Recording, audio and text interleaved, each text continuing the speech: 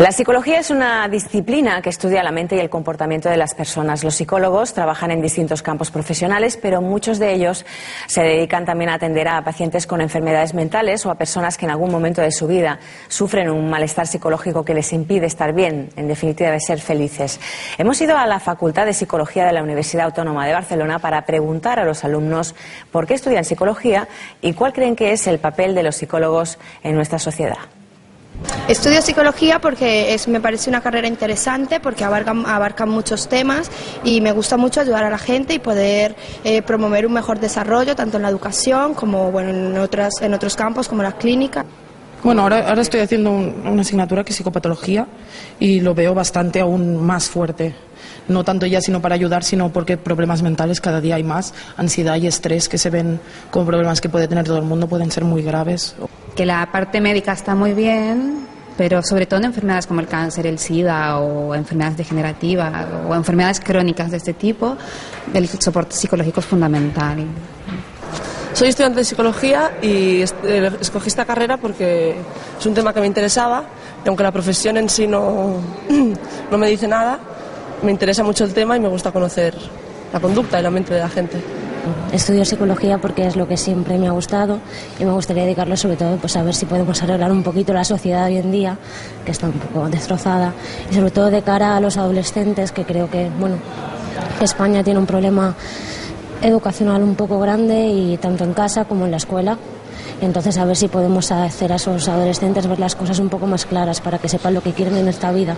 Porque me interesa el campo de lo que va a ir siendo el paciente mental, esquizofrénicos, depresivos, bipolares, y creo que es una gran ayuda porque es unas terapias que están poco avanzadas, que pueden avanzar mucho y que tienen un campo de recorrido. El motivo de los psicólogos en la sociedad creo que es bastante importante, aunque mucha gente los menosprecie, porque creen que los psiquiatras son más importantes ya que pueden recetar, aunque desde mi punto de vista son diferentes enfoques de la enfermedad.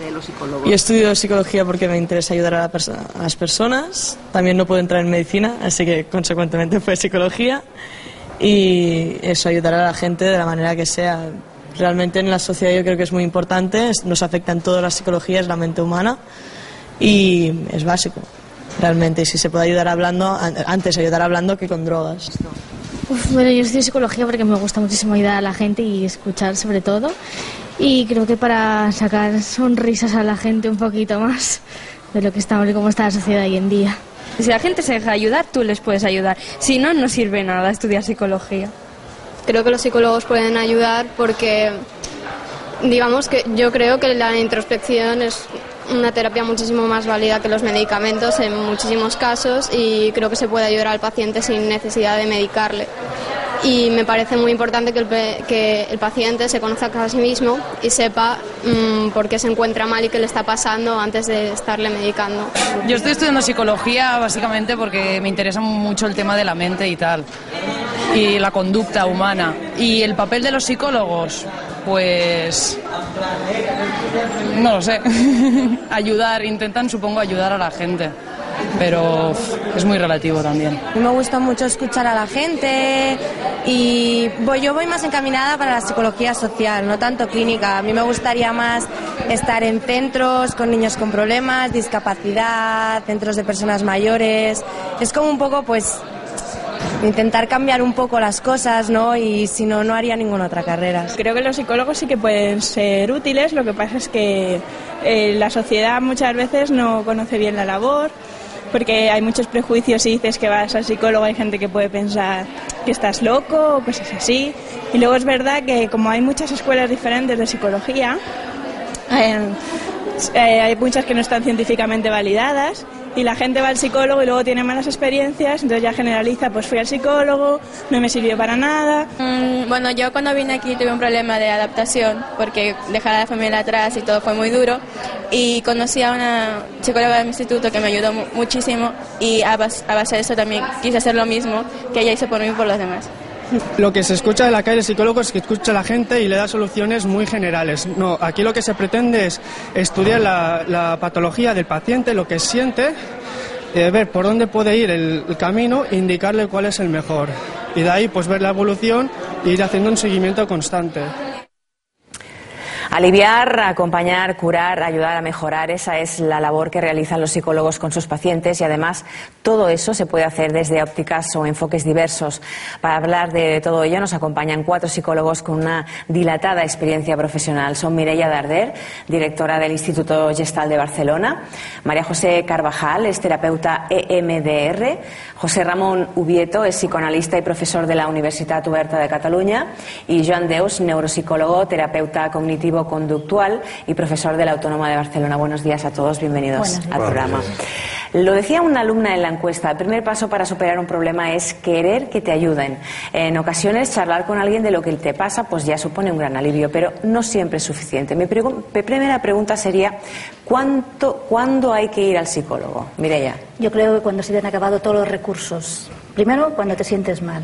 El primer paso sería reconocer que tienes un problema.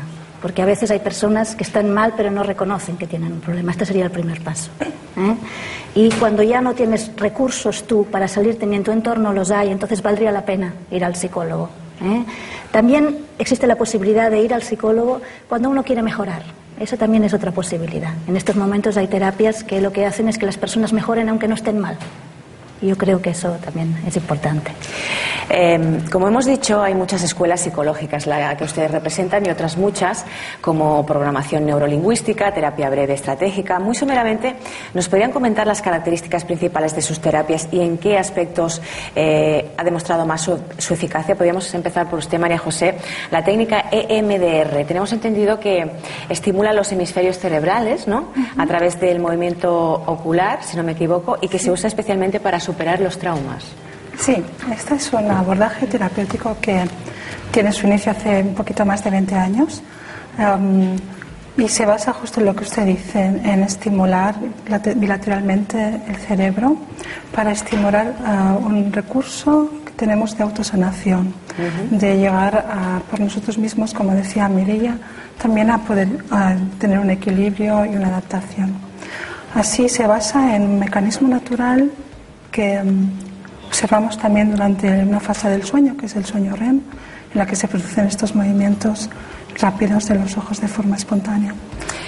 El psicoanálisis es todo un clásico en el estudio del inconsciente para entender nuestros actos. ¿Cómo ayudan a sus pacientes? Bien, el psicoanálisis, como dice usted, lleva más de 100 años, ¿no? Tiene una historia ya larga. Y el psicoanálisis ha influido en prácticamente la mayoría de terapias psicológicas actuales, ¿no? Porque ha puesto las bases de muchos de los principios que conocemos hoy, ¿no?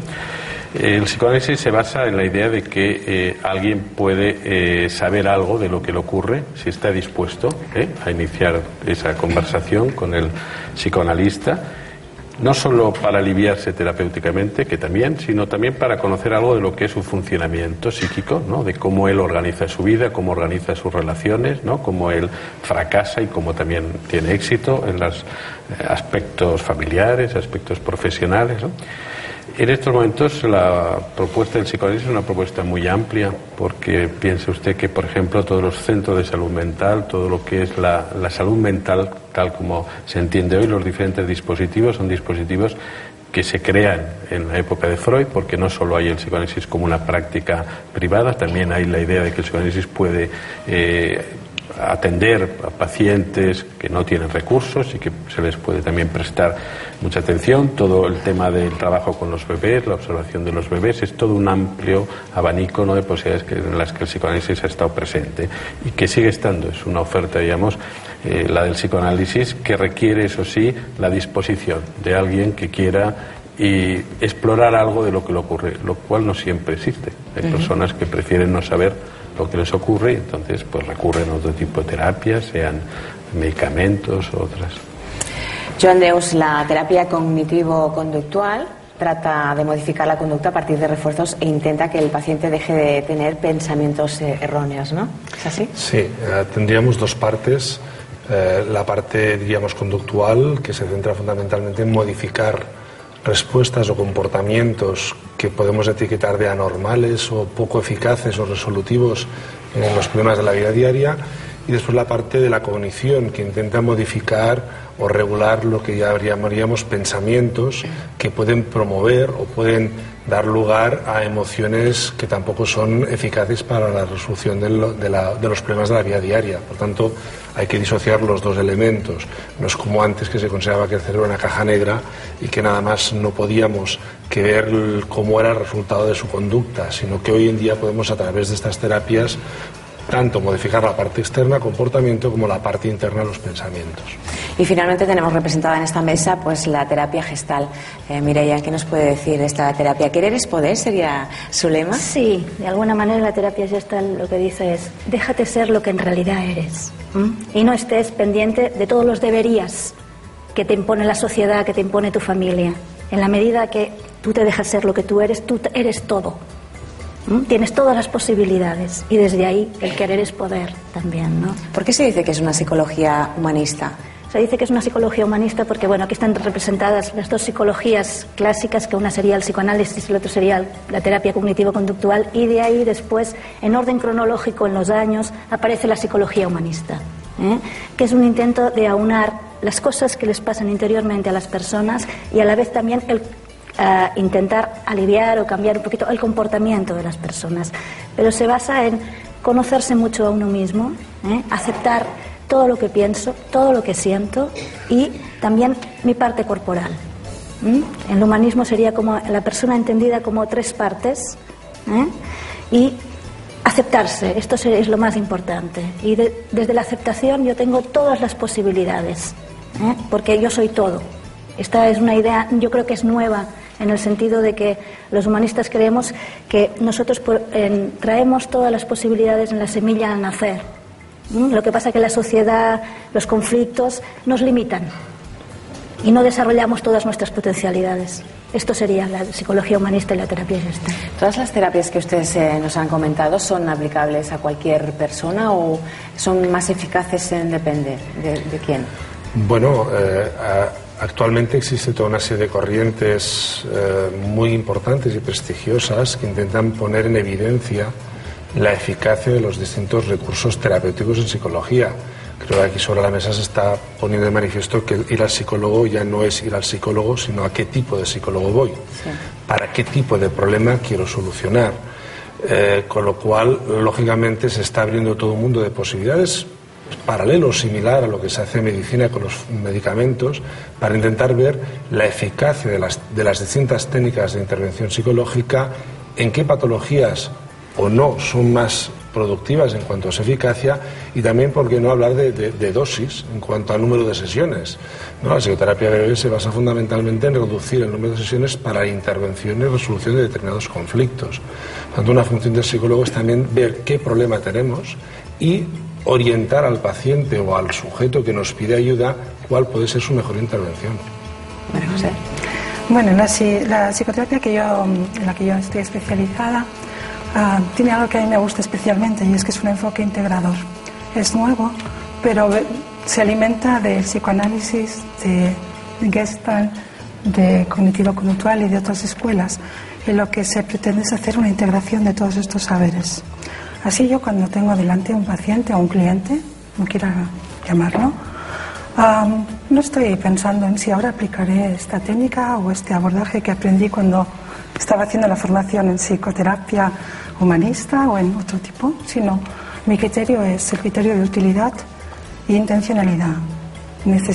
Quiero ayudar a esta persona, entonces utilizo todo lo que tengo, ¿no? Sí, este es un tema opinable y discutible, ¿no? Dentro de la comunidad científica no hay un acuerdo pleno, ¿no?, sobre qué terapias son más adecuadas. Hay discusiones, evidentemente hay ideas diferentes, ¿no? Yo creo que más que establecer una correlación directa, ¿no?, entre una problemática y una terapia, también hay otras variables que se ponen en juego, ¿no? Una muy importante es qué quiere uno, qué busca uno, ¿no? Que cuando elegimos un psicólogo también pensamos cuál es la demanda que queremos hacer, ¿no? Queremos pasar una situación crítica, aliviarnos rápidamente, ¿no?, y volver, digamos, a otra situación normal, o queremos hacer algo que nos sirva para un tiempo posterior, lo cual nos va a suponer una mayor inversión también, ¿no?, en tiempo. Esa es una variable importante. Y después está la variable que es siempre muy importante, que es la persona, el profesional concreto. No solo, digamos, la orientación, sino el profesional, su capacidad, su preparación, en fin. Hay muchas otras variables que nos hacen que sea más complejo decir para qué son unas y para qué son otras. Por supuesto que hay criterios, ya digo, discutibles, ¿no?, sobre lo que cada una puede aportar. Yo creo que es muy importante el profesional y que la persona que vaya a terapia se sienta bien con el profesional. Yo creo que eso es básico. Yo cuando alguien busca terapeuta lo que le digo es que pruebe unos cuantos y mire con cuál se siente mejor. Porque tener una buena empatía, un buen acuerdo, eso es lo básico. Y yo creo que sí que hay tipos de terapias que ayudan en cosas más que otras, pero eso yo creo que en este momento hay bastante información en Internet y en lugares como para poder saber más o menos por dónde va cada tipo de terapia. Hay terapias que ayudan más a expandir lo que las personas tienen y va bien para personas igual un poquito más inhibidas. Hay terapias que hacen tomar más conciencia y más introspección, por tanto para personas muy extrovertidas igual serían un poquito mejores. Pero yo creo que, bueno...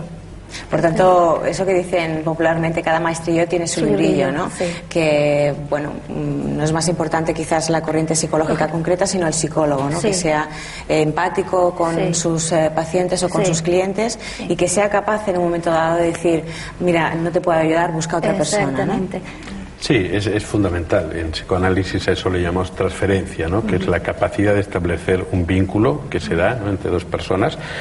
Y lo vemos en nuestra práctica, ¿no? Yo, por el trabajo que tengo, que una parte es una institución pública, tengo relaciones de interconsulta y coordinación con otros colegas que tienen otras orientaciones, y veo que la cuestión no es tanto a veces la corriente, sino la cuestión es la capacidad que cada profesional tiene, porque al final el sufrimiento es el mismo, el sufrimiento del paciente es uno.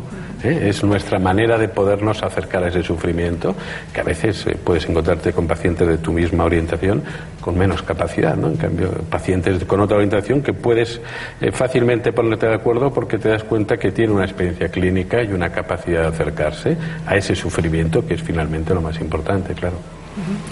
No, yo estaría totalmente de acuerdo en que la empatización por parte del profesional es fundamental. De hecho, es el punto de partida para que algo sea eficaz. Si no hay una empatización, y yo pienso que las personas que han acudido o han tenido que acudir al psicólogo por primera vez, lo primero que piden es que se sientan comprendidos, entendidos, es decir, que escuchen qué les puede estar pasando y que les puedan dar una posibilidad de solución. Si no tienes una capacidad de empatización, difícilmente puedes llegar a eso, más teniendo en cuenta que muchas veces son personas que han ido a otros profesionales, no psicólogos, y que no les han dado tampoco ninguna otra alternativa terapéutica adicional. De hecho, hay ya suficientes trabajos empíricos que demuestran que la empatía inicial que el paciente adquiera con el profesional de la psicología, de la corriente que sea, puede determinar la eficacia resultante al final del proceso terapéutico. María José. Sí, yo también comparto esta opinión. Para mí es muy importante la calidad y la calidez humana del psicoterapeuta, y lo que pienso que realmente ayuda a cuidar y curar es esta relación, ¿no?, que se establece entre el cliente y el terapeuta. Hablemos de esa primera vez que mencionaba usted. Mucha gente opta por ir a las consultas privadas porque en la sanidad pública el número de psicólogos es insuficiente o por cualquier otra razón, ¿no? ¿Cómo llegan hasta ustedes los pacientes? ¿Cómo saben qué tipo de psicólogos les convienen o no? O sea, hay determinadas disciplinas, otras médicos, el cardiólogo, podólogo, que podemos tener más o menos claro a partir de una recomendación, pero el psicólogo es una cosa muy personal, ¿no? El psicólogo es una cosa muy personal, y creo que aquí tendríamos que introducir un tema importante, en el sentido de que la psicología no es una disciplina científica unitaria, sino que hay distintos tipos de especializaciones dentro del ámbito de la psicología social. Una estudiante de mi facultad lo comentaba, ¿no? Otros la psicología clínica, y dentro de la psicología clínica hay distintas formaciones o especializaciones. Luego ya el paciente o el sujeto que llega a consulta o me llega a consulta, lo primero que tengo que mirar es si el problema que me está planteando puedo yo abordarlo con mis recursos terapéuticos, o bien si el problema puede tener una explicación en otras causas que no sean nada más emocionales, sino que puedan ser físicas, orgánicas, médicas en general. Hay que remarcar que hoy en día la psicología está dentro del ámbito de ciencias de la salud, por tanto tenemos una interrelación importante con otros profesionales del ámbito de la medicina en general. En el ámbito de la pública, pues un poco te vienen derivados más por el ámbito del servicio de psiquiatría. Desgraciadamente, es una reivindicación que tenemos los psicólogos. No existen servicios de psicología hospitalario. Existen psicólogos adscritos a los distintos servicios de medicina, sea pediatría, sea neurología, sea geriatría, sea psiquiatría. Un poco hacemos de comodines muchas veces de lo que nos envían nuestros compañeros médicos. En la privada esto ya no ocurre así. Realmente tú montas tu consulta, bien en un centro médico, bien en un centro particular, y tienes también la obligación de educar al paciente, decir, esto tienes que ir a este sitio para tu mejor proceso terapéutico. Sí, hoy en día hay muchas vías, ¿no? Hay algunas personas, por ejemplo, que consultan directamente, ¿no?, en Internet y encuentran un profesional. Yo creo que son pocas, ¿eh? Yo creo que la mayoría de personas, como ocurre en muchos otros campos también de la salud, son recomendados, ¿no? Es una persona tercera, puede ser el profesor del colegio, puede ser un amigo, puede ser el médico, en fin, hay otras personas que le recomiendan. Y a veces también porque ellos mismos, por ejemplo, pues han podido escucharte en una conferencia o en una intervención y tú has comentado algo que a ellos les ha resonado, ¿no?, que han pensado que eso que tú estás explicando de otra situación tiene que ver con ellos, y entonces ahí ya se genera esa transferencia, ¿no? Se genera ese primer vínculo, porque lo importante es que ellos supongan que tú les puedes ayudar, ¿no? Ese es el punto. Es decir, si ellos creen que tú puedes ayudarle porque tú tienes algún conocimiento, otra cosa es que después eso sea así, ¿no? Pero hay una suposición de saber qué es lo que pone en marcha la demanda, ¿no? Es a partir de ahí que ellos se dirigen y, como decía mi compañero, después tú tienes que ver si eso que ellos te piden tú puedes o no ayudarles en eso. Sí. Yo creo que el boca a oreja es lo que más funciona, ¿no? Y los psicólogos no somos algo que esté en lo público, pero sí que en la gente, en lo privado, aparece, ¿no? Una persona que venía de nuevo, ¿no?, me decía que había estado preguntando a gente de su alrededor, ¿no?, porque le pareció muy raro mi centro, ¿no?, y resultó que a su alrededor había 5 personas que lo conocían y que habían estado en mi centro, ¿no? O sea, que no es algo que esté en los medios de comunicación, pero sí que está en la vida privada, ¿no? María José, en su caso concreto, usted atiende a pacientes con traumas severos, ¿no? Cuéntenos. Sí. Bueno, con traumas severos y también con traumas con T pequeña, porque a veces nos olvidamos cuando hablamos de trauma, imaginamos esto, catástrofes, abusos, actos de terrorismo. También existen los traumas con T pequeña continuados, que tienen un efecto igualmente devastador en el funcionamiento en la vida, sí, con la vida. Entonces, en mi caso, los pacientes me contactan porque buscan este tipo de terapia bastante especificada. Hoy en día, ¿cuáles son los principales problemas de sus pacientes? Bueno, o los más comunes, vaya. Por ejemplo, para los niños un problema hoy muy importante es el rendimiento escolar, ¿no? Hay muchas consultas de padres que preocupados porque el niño no presenta un rendimiento escolar, digamos, adecuado, bien sea porque tiene falta de atención, bien sea porque no está motivado, etcétera. Para los adolescentes, los problemas de conflictos, ¿no?, entre padres e hijos, consumos, ¿no?, a veces consumos excesivos de tóxicos, ¿no? Y en el caso de los adultos, yo creo que hay todo el abanico de las dificultades de pareja, ¿no?, las relaciones de pareja y todo lo que eso implica. Y después hay todo el ámbito importante también de los estados más individuales de ansiedad, depresión, ¿no?, estados anímicos frente a las dificultades de la vida, ¿no?, a la pérdida del trabajo, a una separación, en fin, todo lo que es la vida cotidiana, ¿no?, que nos proporciona a veces sinsabores, y bueno, cuando uno no ve cómo afrontar eso, ¿no?, con su entorno más próximo, pues hace una demanda. En la encuesta hemos oído que los estudiantes creen que es mucho mejor solucionar con tratamiento psicológico que tomando medicación, ¿no?, los problemas. ¿Ustedes qué opinan? ¿Cuál es la relación entre ustedes y los psiquiatras? Bueno, yo pienso que ha evolucionado en positivo, desde hace unos cuantos años. Yo pienso que se ha de enfocar que es una alternativa terapéutica más, la medicación. E incluso, y siguiendo un amigo mío psiquiatra con el cual he trabajado mucho tiempo, me decía, mira, vamos a dividir los pacientes en 3 bloques. El que hace intervención farmacológica, nada más, el que hace intervención psicológica, nada más, y el que hace una combinación de las dos. Probablemente el último saque mucho más beneficio que los otros 2 por separado. El problema está decidir cuándo necesito una intervención farmacológica, cuándo necesito una intervención psicológica del tipo que sea y transmitírselo al paciente. En esto también voy a poner un ejemplo que les digo a mis pacientes.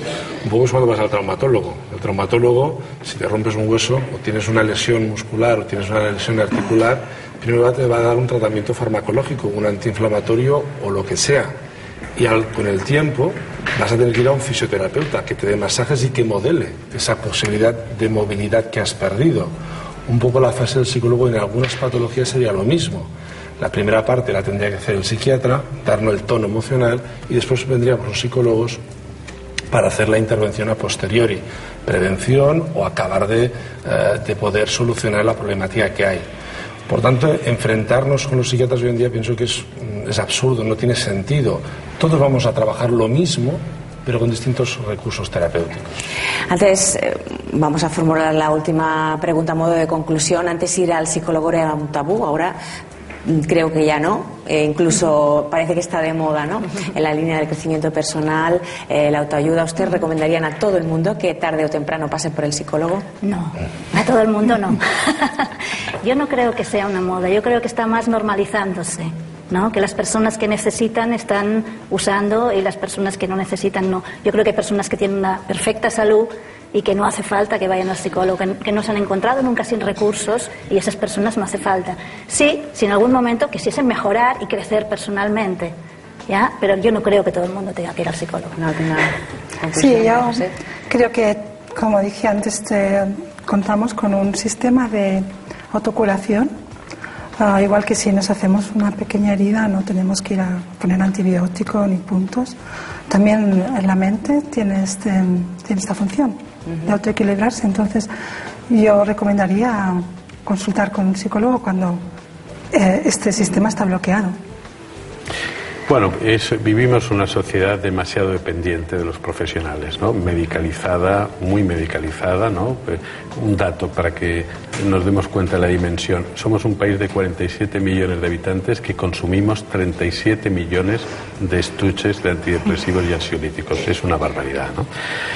Yo creo que también hay el riesgo de que los psicólogos nos convirtamos también en un profesional demasiado presente, porque la gente se olvida de que la vida tiene problemas y a veces uno tiene que aceptar situaciones y afrontarlas, no siempre depender de un profesional, ¿no? Eso nos puede hacer vulnerables.